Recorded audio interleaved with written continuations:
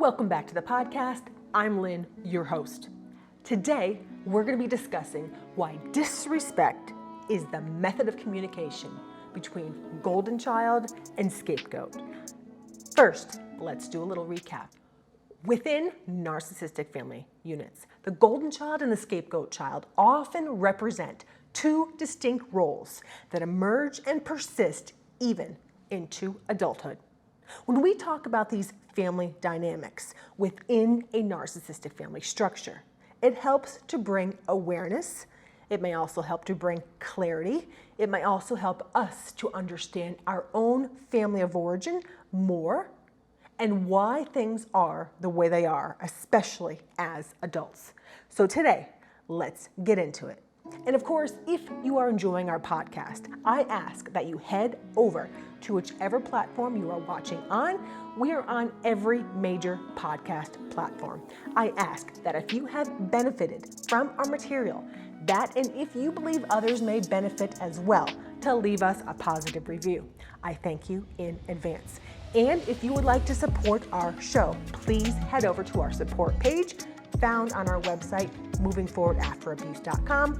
We have 6 different ways you can choose to support our show. The golden child is typically raised with excessive praise, validation, and attention, which creates a sense of entitlement and superiority. In contrast, the scapegoat child is habitually blamed, disrespected, and devalued. This fosters feelings of inadequacy and low self-esteem. Now, these roles may continue into adulthood, leaving the golden child to view themselves as superior and the scapegoat child as inferior. So there's definitely an imbalance between these roles right from the start. So disrespect is the chosen language of communication between the two parties because it maintains the imbalance of power from childhood. So why does the golden child disrespect the scapegoat? That's what we're going to talk about here today. So the golden child disrespects for various reasons, and let's get into it. Disrespect from the golden child toward the scapegoat child can be due to the golden child's need to project their own flaws and insecurities onto someone else, the scapegoat.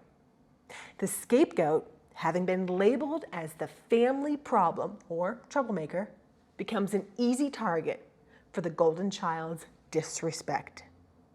The scapegoat is already largely disrespected by their family of origin.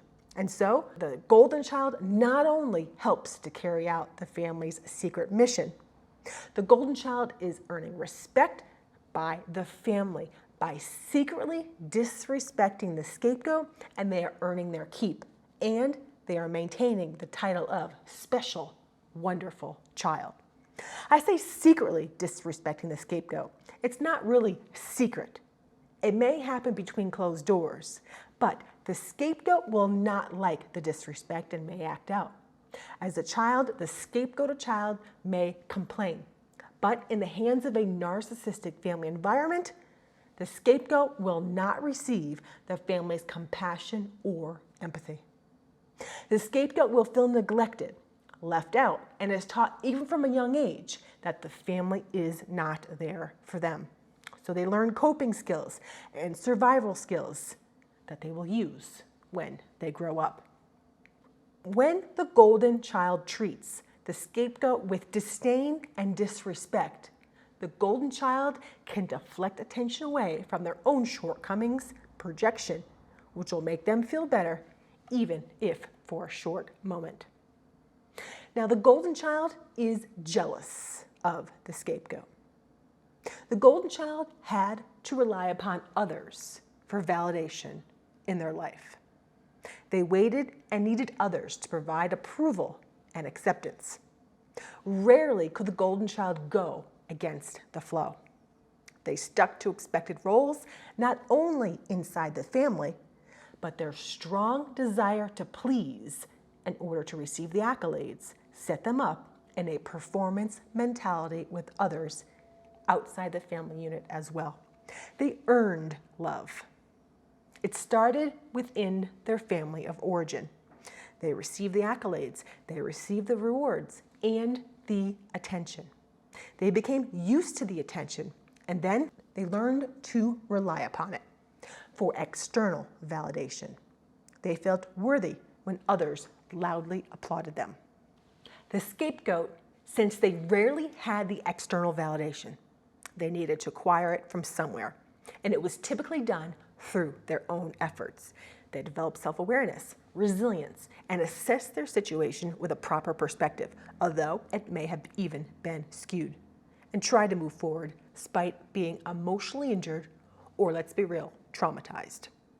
So because the scapegoat built skills, the golden child became or is currently jealous of the scapegoat, and at any chance will favor toward disrespecting them so as to bring them down a notch. When the golden child brings down the scapegoat, they feel elevated and worthy to be a human. You may also see this dynamic outside family units. Have you ever met a friend or colleague that was always putting down someone else? When someone is put down or gossiped about behind their back, the party speaking is feeling elevated for the moment. Next, competition. There is competition between these two family roles. If the golden child is the firstborn, for example, as soon as the scapegoat was born and they did not receive the same amount of attention, they were not only jealous, but what rose up within them was a competitive spirit. They were competing for attention. They needed the same amount of attention they had prior. The golden child's life force was taken from them. The scapegoat, since they were used to working hard for any attention they received, the golden child notices any attention the scapegoat receives because it's like taking life power away from them. The golden child may start to grow a deep-seated envy, even hatred, animosity, jealousy of any of the scapegoat's accomplishments or reward, just for them existing because it means competition. They dislike the scapegoat tries to thwart their own independence. They hate the scapegoat can muster up the strength to leave the family home and or not needing the family unit. We're talking no contact there. They hate their personal growth, even the optimism and wisdom the scapegoat obtains as they go through life. So at every chance, because of the golden child's desire to be ahead and have all the attention on a constant stream if they can, they must disrespect the scapegoat whenever they can. But keep in mind, it can definitely be discreet disrespect. They need and want their energy and accolades back. They believe the scapegoat is not deserving of such, that all the praise belongs to them and none to the scapegoat. So, is this the rise of the golden child having narcissistic traits? It is a very good question. In some cases, the golden child may exhibit narcissistic traits, which can further fuel the disrespect toward the scapegoat. I will touch on this in another episode. I currently have an article written on it on our website, movingforwardafterabuse.com. Check it out when you have some time. We have covered a lot of information in this episode. If you grew up in a narcissistic family environment, my heart is absolutely with you. If you are starting to learn about the family dynamics, you are welcome here. This, my friends, has been another episode of the Moving Forward with Hope podcast. We are now accepting collaborators. Visit our website when you have more time. This is Lynn. Pick up our latest book, Master Manipulators. Discover Covert Tactics Narcissists Devise to Manipulate, Deceive, and Control. It's available on Kindle, it's on Amazon, it's on audio, and on our website. Get it today. This is Lynn, and I'll see you in the next one.